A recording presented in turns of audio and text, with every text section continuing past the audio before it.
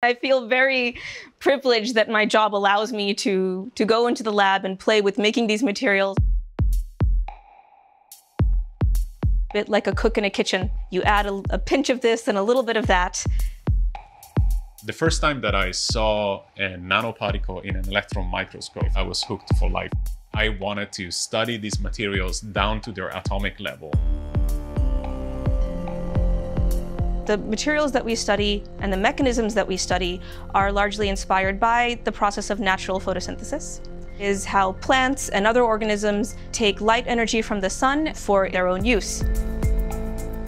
It will transfer that light energy, and then it will use that light energy to create electrons. And it's those different steps along the way that we study in our systems, from which to develop our materials that are easier to work with, that are maybe a lower carbon footprint to work with as well. A nanoparticle like this, they're capable of doing a few things that from a physicist's perspective are really exciting. They absorb and reflect light in a very unique way. Its properties change dramatically when it gets to the nanoscale. If you take a gold material and you make it very, very tiny, for 5 to 10 billionth of a meter, then gold actually looks kind of red. But I have another vial in which this is also gold, and now gold looks green. And the only difference between these two is that in one case, these are spherical nanoparticles, and in this case, they are triangular nanoparticles. By playing with these kind of physical properties that are kind of unconventional, we can tune the way they respond to visible light. We get to work with very colorful materials. My curiosity comes from the possibility to make something brand new, and then we can characterize what's happening with them using our laser experiments.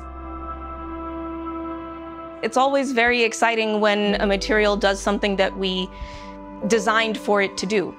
But sometimes what's even more exciting is when it does something unexpected. The reason we study these tiny objects is also because they have a lot of surface, and surface is where the magic happens.